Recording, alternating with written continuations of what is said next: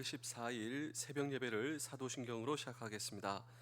나는 전능하신 아버지 하나님 천지의 창조주를 믿습니다. 나는 그의 유일하신 아들 우리 주 예수 그리스도를 믿습니다. 그는 성령으로 잉태되어 동정녀 마리아에게서 나시고 본디오 빌라도에게 고난을 받아 십자가에 못 박혀 죽으시고 장사된 지 사흘 만에 죽은 자 가운데서 다시 살아나셨으며 하늘에 오르시어 전능하신 아버지 하나님 우편에 앉아 계시다가 거기로부터 살아있는 자와 죽은 자를 심판하러 오십니다. 나는 성령을 믿으며 거룩한 공교회와 성도의 교제와 죄를 용서받는 것과 몸의 부활과 영생을 믿습니다. 아멘. 찬송가 90장을 함께 찬양하겠습니다.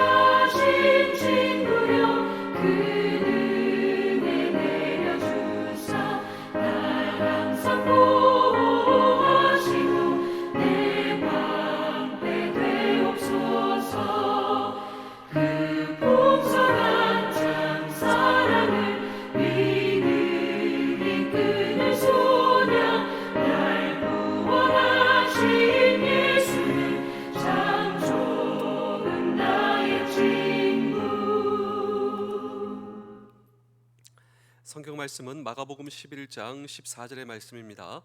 예수께서 나무에게 말씀하여 이르시되 이제부터 영원토록 사람이 내게서 열매를 따먹지 못하리라 하시니 제자들이 이를 듣더라. 아멘. 여러분 가장 좋아하는 과일, 어떤 과일을 가장 좋아하시나요?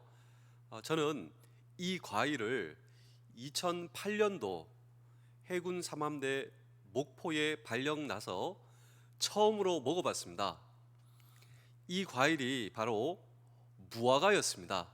제가 무화과를 먹는 순간 아니 세상에 이런 과일이 다 있다니. 그래서 지금도 저희 집의 막내는 무화과를 참 좋아합니다. 어릴 때 울더라고요. 울면서 무화과. 그러니까 무화과를 달라는 겁니다. 근데 무화과는 쉽게 구할 수 있는 이 과일이 아니죠. 이 무화과를 드셔본 분들은 알지만 그게 이 유통하기가 참 쉽지 않습니다. 그렇기 때문에 더욱더 귀하고 더욱더 맛있는 과일이다라고 할 수가 있는 것이죠. 근데 예수님께서 이 무화과를 참 좋아하셨다라고 하는 사실을 알고 계십니까? 우리 그런 의미로 우리 마가복음 11장 13절의 말씀을 함께 읽어보겠습니다. 시작. 멀리서 잎사귀 있는 한 무화과 나무를 보시고 혹 그 나무에 무엇이 있을까 하여 가셨더니 가서 보신즉 잎사귀 외에 아무것도 없더라. 이는 무화과의 때가 아님이라. 자, 예수님께서 무화과를 참 좋아하신 것입니다. 그래서 이 무화과 열매를 드시기 위해서 무화과 나무로 걸어가셨다라고 하는 것이죠. 문제는 잎사귀 외에는 아무것도 없더라. 예수님께서 기대하며 가셨는데, 그렇게 좋아하신 무화과를 드시기 위해서 가셨는데 잎사귀 외에는 아무것도 없더라.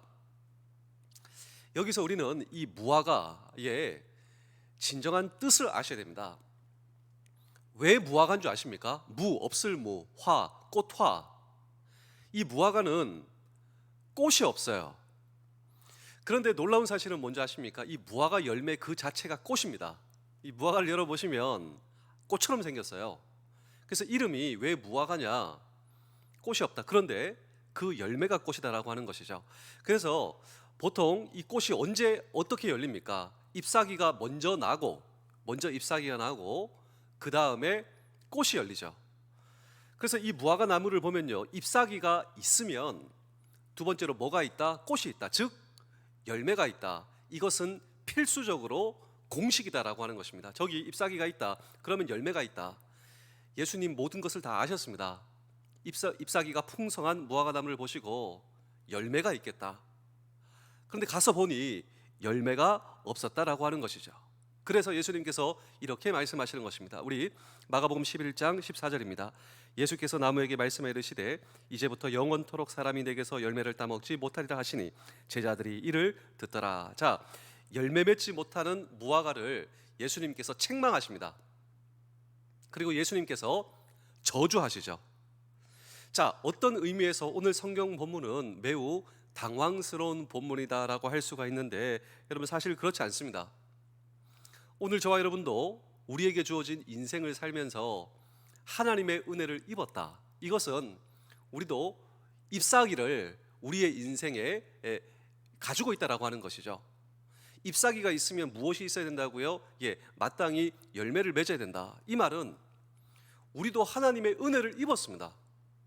그렇다면 하나님의 은혜를 향한 마땅한 우리의 인생의 열매, 우리는 오늘 이 성경 본문을 통하여 묻고자 하는 것입니다.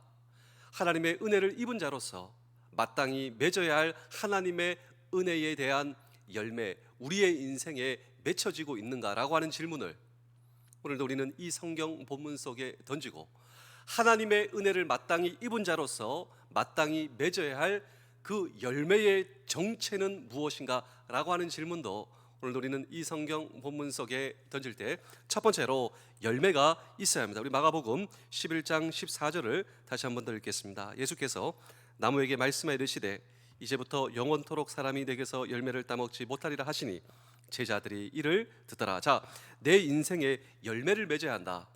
그런데 이 열매는 구체적으로 어떤 것을 의미하는가? 제가 이 성경 본문을 정말 묵상하고 묵상했습니다.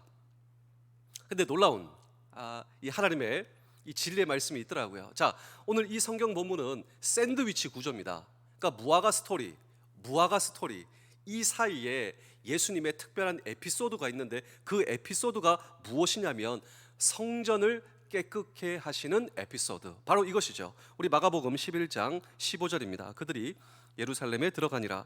예수께서 성전에 들어가사 성전 안에서 매매하는 자들을 내쫓으시며 돈 바꾸는 자들의 상과 비둘기 파는 자들의 의자를 둘러 엎으시며, 우리가 잘 알고 있는 예수님께서 성전을 청결케 하시는 이 에피소드가 무화과의 스토리 중앙에 끼어 있습니다. 예수님께서 성전에 들어가셨는데 매매하는 자들이 있습니다. 돈을 바꾸는 자들도 있고, 그리고 비둘기를 파는 자들이 있고, 그래서 예수님께서 모든 것을 그냥 둘러 엎으셨다라고 하는 것이죠. 우리가 이 본문을 피상적으로 보자면 교회에서, 성전에서 매매하지 마, 그리고 돈놀이 하지 마. 여러분, 우리가 여기서 멈추면 안 된다, 저는 그렇게 생각하는데요. 자, 여러분, 사실 돈을 매매하는 것 그 자체가 나쁜 것은 아닙니다. 비둘기를 파는 것 그 자체가 나쁜 것입니까? 그리고 돈으로 무언가를 사고 파는 것 그 자체가 나쁜 것은 아니다라고 하는 것이죠. 문제는 여기가 어디입니까? 여기는 성전이에요. 성전은 하나님이 최우선 가치, 그리고 하나님과 소통하며 하나님께서 내 인생의 최고의 가치임을 회복하고 발견하는 그곳이 바로 성전이다라고 하는 것이죠. 바로 이 대목에서 주님께서는 우리에게 강력한 도전을 주세요. 그게 나하고 무슨 상관인가? 상관이 있어요. 하나님의 성전과 매매, 비둘기 파는 것, 그리고 돈으로 사고 파는 이런 모든 것이 무슨 나와 상관이 있는가? 예, 상관이 있다니까요. 우리 다 같이 한번 우리 고린도전서 3장 16절 17절입니다. 너희는 너희가 하나님의 성전인 것과 하나님의 성령이 너희 안에 계시는 것을 알지 못하느냐? 누구든지 하나님의 성전을 더럽히면 하나님이 그 사람을 멸하시리라. 하나님의 성전은 거룩하니 너희도 그러하니라. 자, 오늘 저와 여러분, 나의 몸과 나의 생각과 나의 마음과 나의 인생이 뭐라고요? 예, 하나님이 거하시는 곳, 하나님의 성전. 우리가 예수 그리스도를 믿은 사람으로서 예수 그리스도가 내 안에 계시다, 성령의 내주다라고 하는 것이죠. 그래서 이 무화과의 스토리의 그 양 아래로 왜 이 말씀이 존재하고 있는가? 저는 이것이 우리가 맺어야 할 열매다, 저는 그렇게 믿고 있는데요. 첫 번째로 우리가 정말 맺어야 할 하나님의 은혜로서의 열매의 첫 번째는 내가 그 하나님을 의식하고 살아가고 있는가라고 하는 것입니다. 첫 번째로 여러분, 정말 교회에서만 하나님을 의식하는 것이 아니라 그분이 내 안에 성령의 내주로 우리가 하나님이 거하시는 성전이라면 내가 맺어야 할 내 인생의 첫 번째 열매는 정말 저와 여러분, 주님께서 여러분 점검하시고 보십니다. 열매를 주님께서 판단하세요. 나는 정말 그분을 의식하며 살아가고 있는가? 이것이 첫 번째 맺어야 할 하나님의 은혜로서의 열매이고, 두 번째로 나는 정말 하나님을 의식하며 그분을 기쁘시게 하는 삶을 나는 계획하고 있는가? 우리가 첫 번째로 하나님을 의식하는 삶, 두 번째로 내 존재가 하나님이 거하시는 성전이라면 그분을 기쁘시게 하기 위한 그 삶을 나는 계획을 하고 있는가? 뭘 하기 위해서는요, 계획이 필요하죠. 이게 두 번째 열매. 세 번째로 그 계획에 따라, 말씀에 따라 나는 정말 그 삶을 실천하며 실행하고 있는가? 저는 정말 이것이 열매라고 믿습니다. 왜냐하면 하나님의 성전이 거하시는 곳이기 때문이죠. 우리 마가복음 11장 17절입니다. 이에 가르쳐 이르시되 기록된 바 내 집은 만민이 기도하는 집이라 칭함을 받으리라 하고 하지 아니하였느냐? 너희는 강도의 소굴을 만들었도다 하시매. 자, 내 집, 오늘 저와 여러분 다 마찬가지입니다. 우리라고 하는 존재가 기도하는 집이라고. 기도가 무엇입니까? 하나님과의 소통이지 않습니까? 하나님과의 소통. 하나님과의 소통이 무엇입니까? 하나님을 의식하는 사람만이 할 수 있는 하나님과의 소통이 기도인 거예요. 이 기도의 열매, 하나님을 의식하는 첫 번째 열매가 내 인생 속에 맺어지고 있습니까? 하나님의 은혜를 받은 자로서 말이죠. 두 번째로 내가 정말 소통하고 내 안에 거하시는 하나님을 기쁘시게 하는 삶을 살기 위해서 나는 정말 그것을 생각하고 계획하고 있는가? 두 번째죠.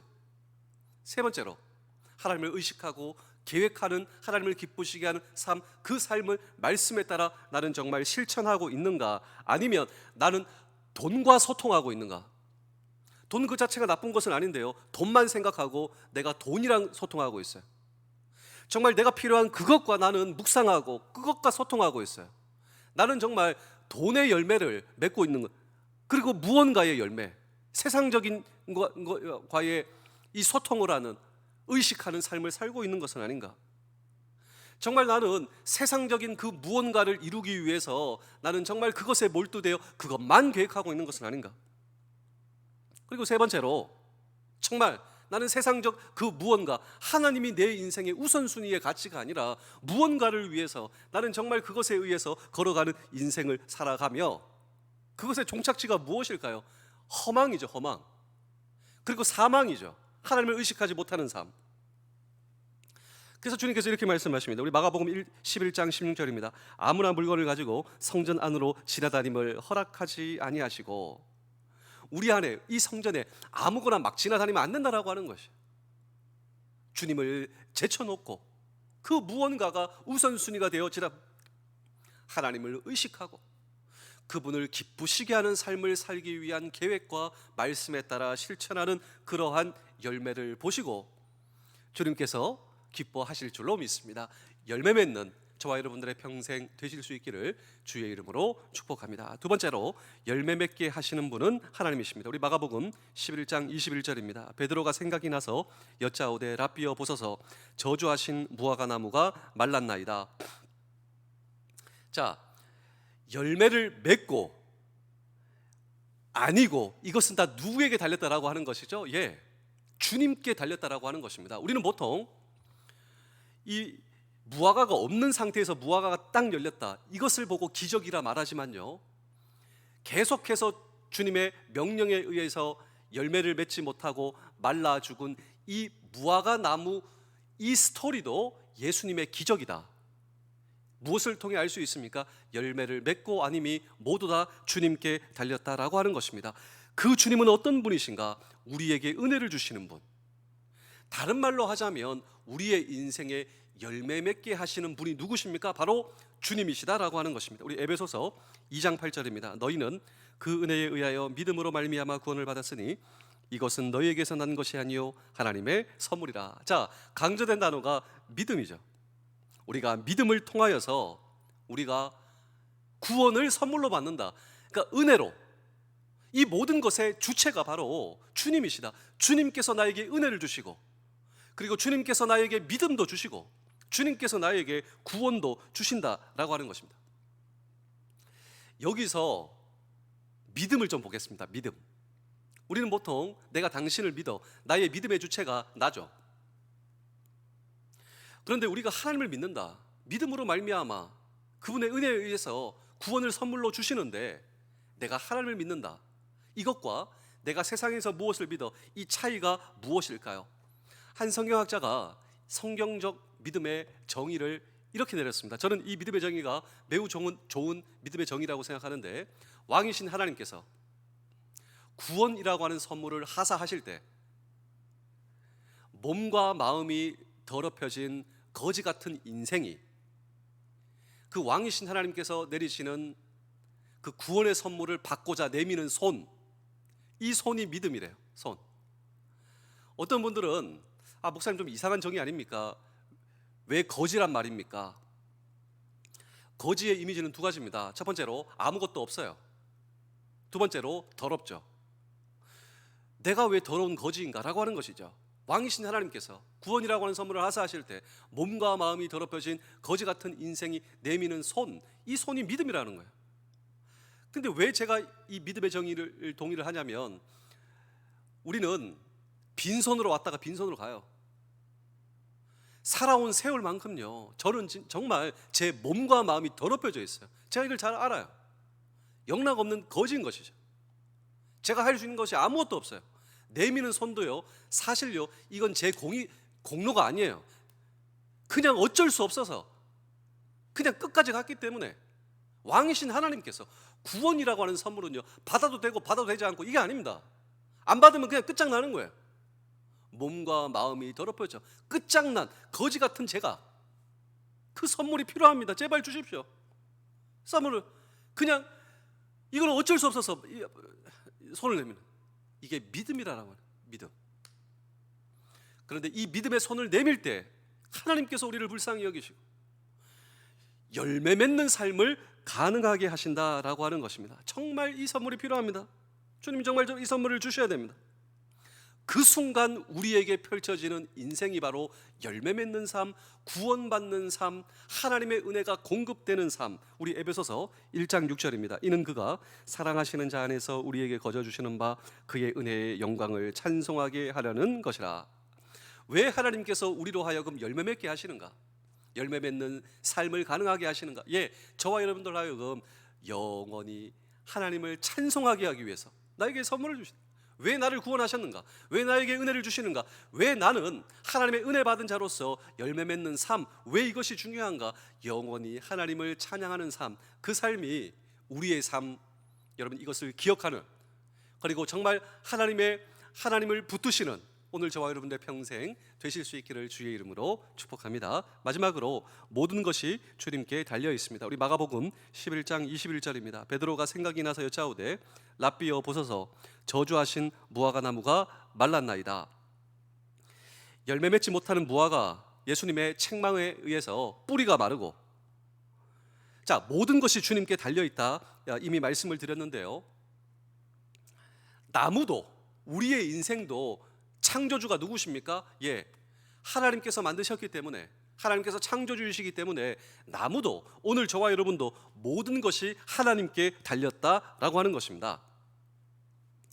제가 오늘 이 성경을 묵상하면서 저도 무화과를 좋아하고, 제 아들도 무화과를 좋아하고, 예수님도 무화과를 좋아하시고, 또 성경에 보면 이 무화과 나무 때문에 인생이 역전된 사람, 이 사람이 생각이 나더라고요.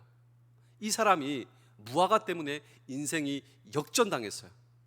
예수님을 만나고 그의 인생에 참된 열매를 맺게 되는 사람, 이 사람이 딱 생각나더라고요. 여러분 누구십니까? 바로 그 사람은 삭개오입니다. 삭개오는요, 무화과 나무 없었으면 어떻게 될지 몰랐어요. 우리 누가복음 19장 2절입니다. 삭개오라 이름하는 자가 있으니 세리장이요 또한 부자라. 세리장, 이 여리고의 세리장, 세 개의 이 세리장이 있었는데 여리고가 제일 컸습니다.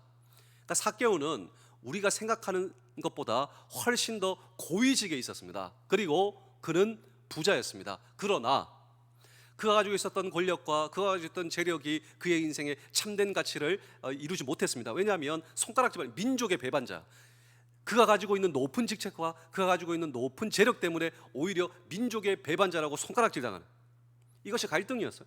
나도 과연 변화받을 수 있을까? 왜냐하면 이 삭개오의 이름의 뜻이 클린, 청결, 정결, 그는 정말 청결하게 살지 못하는 그의 인생이었습니다. 그의 부모는 그에게 너 청결하게 깨끗하게 살아 라고 이름을 줘줬는데, 민족의 배반자, 가장 더러운 자, 이런 나도 과연 변화받을 수 있을까? 이런 나도 과연 열매 맺을 수 있을까? 나도 정말 나라를 위해서 일하고 싶고, 나도 정말 사람들을 위해, 이웃을 위해. 근데 반대로 민족의 배반자, 민족의 고열을 빨아먹는 자, 이것이 바로 삭개오였습니다. 이런 사람 변화 가능할까요? 누가복음 19장 3절 보실까요? 그가 예수께서 어떤 사람인가 하여 보고자 하되 키가 작고 사람이 많아 할 수 없어. 자, 예수님 만나면 인생이 변하고 열매 맺는 삶이 가능해진다, 이런 소문을 들었습니다.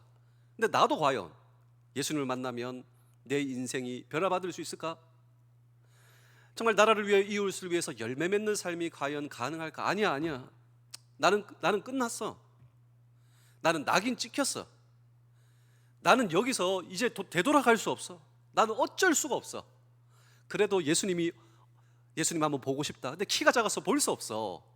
그래서 무화과 나무, 우리가 보통 옛날에 뽕나무에 올라갔다, 그 뽕나무가 무화과 나무입니다. 우리 누가복음 19장 4절입니다. 앞으로 달려가서 보기 위하여 돌 무화과 나무에 올라가니 이는 예수께서 그리로 지나가게 되미로라. 무화과 나무 올라간 거야. 제가 2017년도 이 무화과 나무 앞에 섰습니다. 성지순례를 가서 삭개오가 당시 올라갔던 무화과 나무가 지금도 있어요. 거기 앞에 딱 섰는데요, 저도 여기 한번 올라갈 수 있을까? 어림없더라고요. 그러니까 무슨 생각이 나냐면, 아니 이 나무에 어떻게 올라가? 할 만큼 굉장히 큰 나무가, 삭개오가 올라간 나무. 그러니까 이 삭개오는 절실했다고 하는 거예요. 정말 예수님 보고 싶다. 아니 사람들은 그렇게 한다고 하는데, 그래서 올라갔는데 놀라운 일이 생긴다라고 하는 것이죠.